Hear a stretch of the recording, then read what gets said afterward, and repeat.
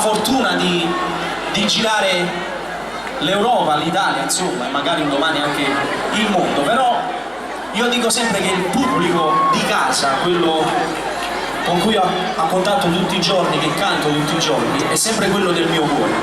Quindi alla fine, anche se conosco altre realtà, altre situazioni, voglio dire a voi, io voglio a te.